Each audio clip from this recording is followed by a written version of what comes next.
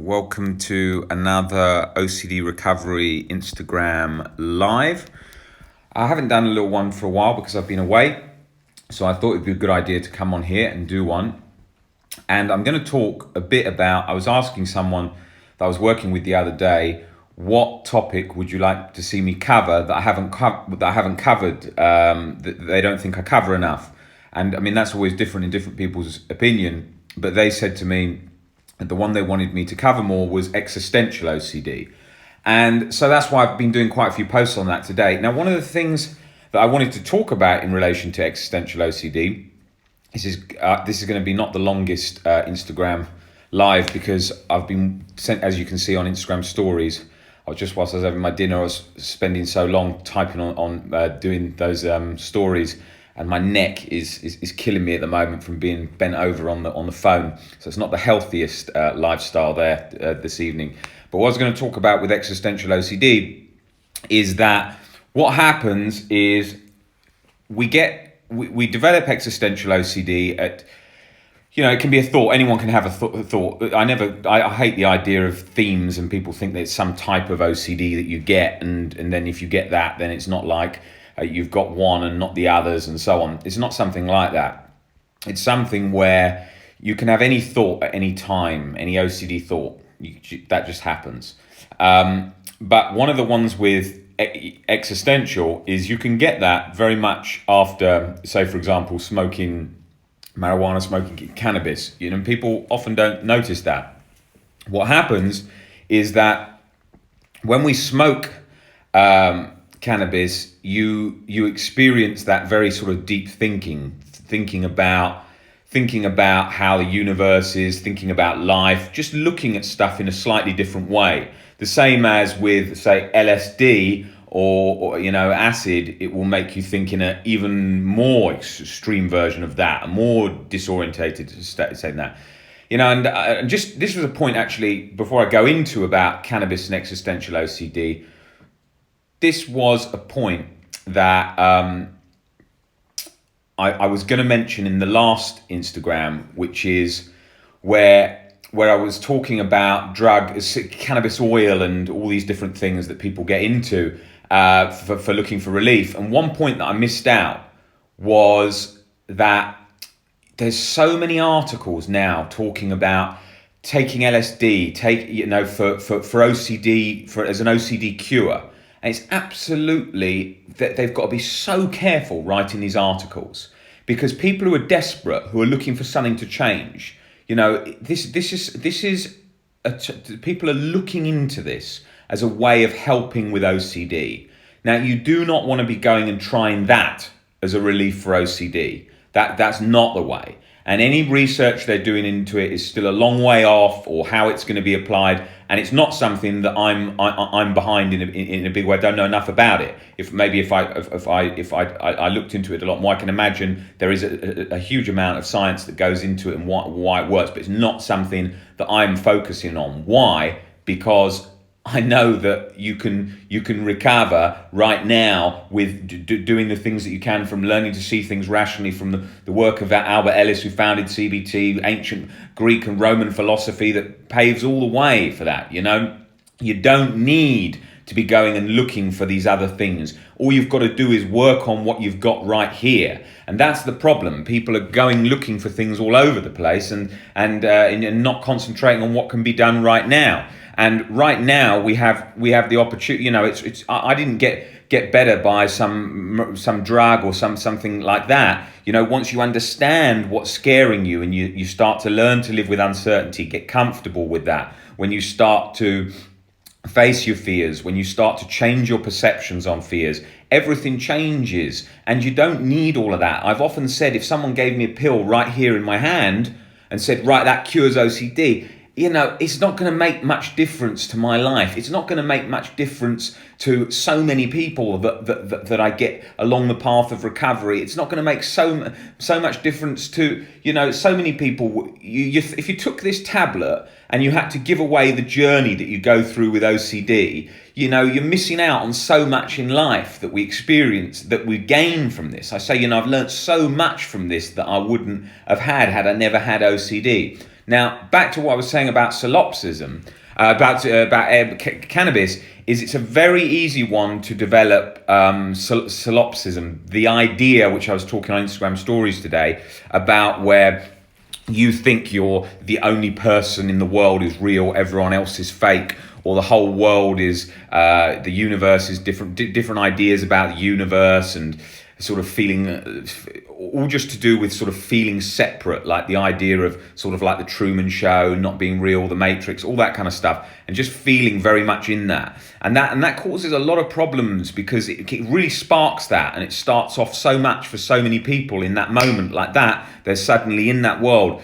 And I think that's got to, that people need to be aware of that, because it's a very common thing, and then people get very scared of, what if I'm stuck like that forever in that way. Now, in relation to existential, I was talking a bit today about solipsism, about living in a simulation. Elon Musk, who was in that image on Instagram stories today, he believes that it's most likely to him that we are in a simulation, that, it's a big sort of computer game, and we're in one version of the simulation, and we're not at the sort of original where it wasn't, but we're in sort of, there's many layers of this simulation. Now, when I used to watch those things like that, I used to find them very triggering, especially all the ones to do with free will. How much free will do we actually have? What if, something isn't, we think we've got the choice, but actually, do we have the choice, or are we just chemicals in our head, like a chemistry set that have already made that choice? Where did we get that choice from? And, these are ideas that have been around for a very long time, and we're seeing a lot more of them mentioned more and more today, and people get very triggered by these. And what you don't want to be doing is going on science sites, trying to constantly find the answer, trying to constantly search to get relief in that way, because that's not the way you're going to get relief. You'll never find the answer for health OCD by going to constant doctor's checks, and you'll never find the answer for existential OCD by going constantly online, looking through science websites to try and change your views about the universe. That's not going to happen either. Okay, let me just have a look at some of these questions, because otherwise I forget to answer them. Let's have a look here.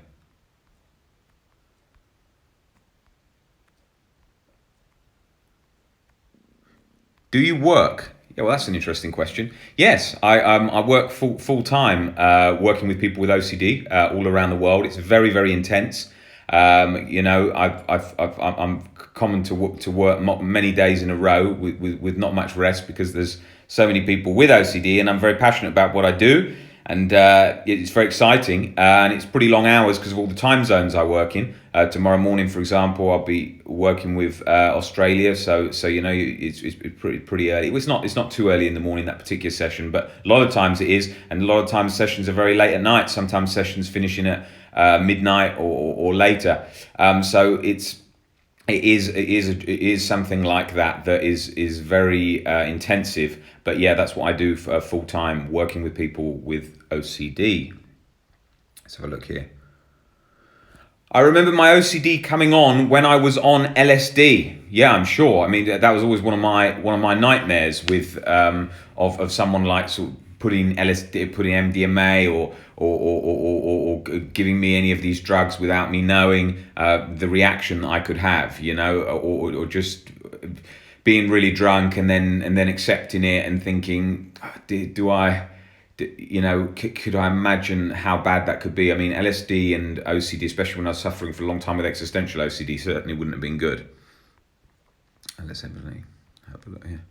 I started smoking weed last summer when I stopped taking my ADHD meds, but now it seems as if OCD has flared up, and now I don't know what is going on. Well, don't panic straight away with what's going on. There's like this page here that I have is a great resource for OCD. You're not on your own with this. There's so many people and with OCD, and so many different all the different things that you have is not surprising to the OCD community. It's seen all the time. I mean, I very rarely see any OCD thoughts that I haven't heard hundreds and hundreds of times over. Sometimes I hear one that's slightly different to what I hear, but they're always sort of versions of branching off similar things, but more or less heard the majority.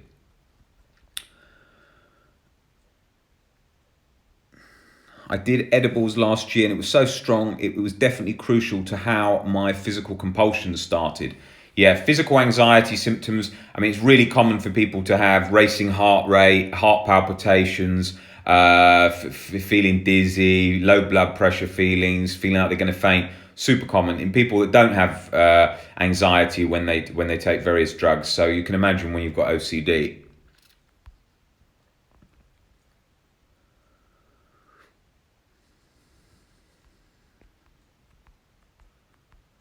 Yeah.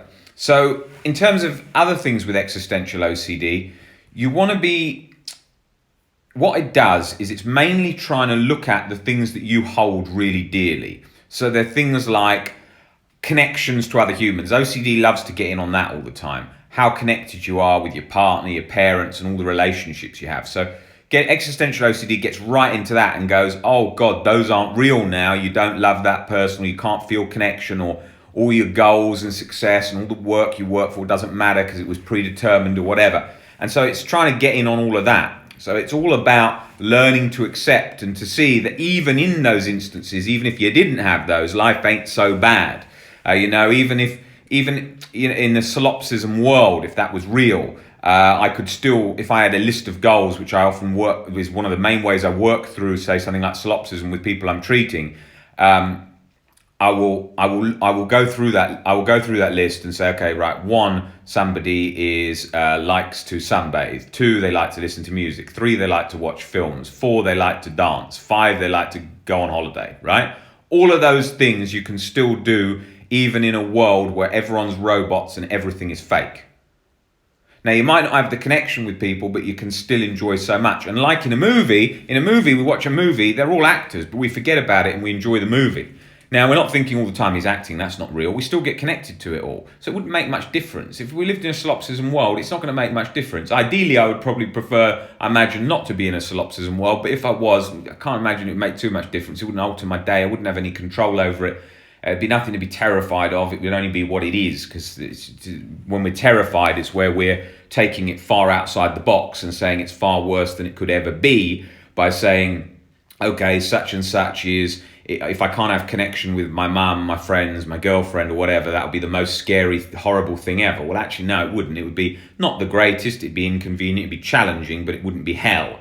And that's where, that awfulizing, where we're taking things from 0 to 100 is what OCD anxiety recovery is all about, which we tend to do because that's how we think. Everything goes like that. We just think, oh, I've got something on my leg, a cut or whatever. Oh, what if it becomes infected or whatever? And we're jumping through so many things before they've actually happened. So I think that's really important with existential OCD, is to start breaking it down. Look at the things that you can do. Look at the things that you can still, and I think that's a really important thing. Other things in relation to it will have so many forms, and I will do an Instagram live with a lot more detail on it because there's a lot in this topic. But like, for example, you'll have, what if there's no gravity? What if gravity stops? What if there's a glitch in the universe and we all get locked in one place forever and ever? What if after we die, there's suddenly never-ending pain? All these kind of things are very common existential fears. And it's all about, a lot of them, is about they're starting to, you can't use the standard measurement of a sort of rational, how to think rationally and applying the laws of science, because those scenarios don't correspond with science. Like never-ending pain doesn't sort of make scientific sense. However, in those cases, what we're doing there is we're approaching it massively with learning to live with uncertainty and learning not to try and figure that out and learning to be at peace with not knowing. And there's a lot of fear that comes into that hugely, about how scared we are of being stuck like this forever and ever. How scared we are if we've got this thought, then our whole life we won't be able to concentrate or communicate with people because we'll be so caught up in this for the rest of our life. So there's a lot of that in there as well. And that's always a massive driving force of so many, and we often forget that we forget hugely that fear of fear is driving so many things. Like OCD might come back and we've been good for a long time, and then we're thinking, oh my God, I've got to work this thing out. I've got to get on top of this, think of this rationally. And a lot of the time it's just because we're scared of being caught again, and we've just felt being caught, and that's why we get scared.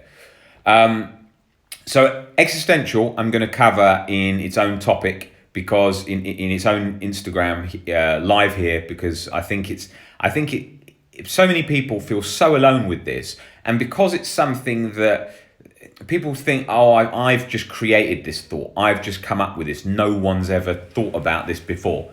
Yes, they have. You know, Greek and Roman philosophy, they were talking about solipsism. That's where the phrase came from, and you're not alone with that. This has been around for a long time, all this kind of thinking. But what's disturbing you is not the consequence of it, but your relationship and your perspective of that. That's the problem. What we're doing is you go, okay, if that's true, well, I can't disprove that, and that could happen. Oh my God, if that happens, that's the worst thing ever. I've just thought of that. And instead of, wait a minute, let's have a look at your perspective here on how you've got to that and how you're relating to that event. It's you've got the event and you've got the thing before. And the thing before is us and how we're thinking about it in that moment. And so what we're doing is we're changing that so that you've got, you know, in anything. Someone was saying today on Instagram, on my page, saying something like, how could you say that with that post I put up, that death isn't the worst thing ever? Well, death is not. They were saying there was plenty of other things worse than death. Well, the only thing that makes anything worse is our perspective of it, nothing itself. The only thing that makes it worse is our perspective of it.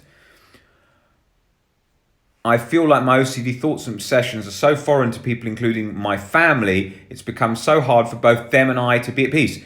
Well, you don't need them to understand it, accept it, or that's a never-ending struggle if you try and do that. You want to come to terms with them, accepting that they might not understand it for a while, and it might, you don't need their approval, because otherwise it's a constant battle that you're on all the time, trying to get people to understand. You know, I see people on social media all day long saying, I can't stand it that people don't understand it. It makes me so angry. You know, I never get angry like that. I don't like it that people don't understand OCD, but I'm not going to make myself emotionally angry all day long that people don't understand it. How much do I know about certain neurological disorders? Very little. I don't know about certain brain disorders that people get from car accidents. I don't know about what goes on in the brain in all different types of diseases. I don't know that. So why do we expect people to understand OCD so fully? People aren't going to do that. We know very limited amounts of information on so many subjects, and it's because it's our thing. We're going through it. Okay, it'd be nice if they understand it, but they don't have to. And we can do our best to help them understand, which is very important for raising awareness. But there's nowhere that says that they must understand. Let's have a look here. So I think those battles where we're in those situations, we're battling with wanting people to understand us, or wanting people to really know what OCD feels like. I mean, if you said to people, OCD sufferers, which is a common thing, would you like people to understand what you feel for just 1 minute? Okay, just so they can experience it. They'd be, that's my dream. I would love them to experience for 1 minute just to know how hard this is. But we don't actually need that. It would be nice, yes, but we don't need that. It's not going to serve any super benefit to us. It'd be nice if family, friends, and everything knew what we were going through. They've got a rough idea. Not always. Not a lot of times they don't have, and they just sort of say, oh, forget about it. Shut up. Stop going on about it. Pull yourself together. All that kind of nonsense that's been said for decades. And it's giving up that internal fight for them needing to know. We'll give them the best information we can to help educate them, but if they don't, alas, we don't need that. We can still function and live just fine. It would be nice if they did, but it's not the end of the world if they don't. And I think that's the best way to approach that, because otherwise it's too tiring, that relentless struggle. All right, guys, thanks a lot for tuning in. I'll see you next time.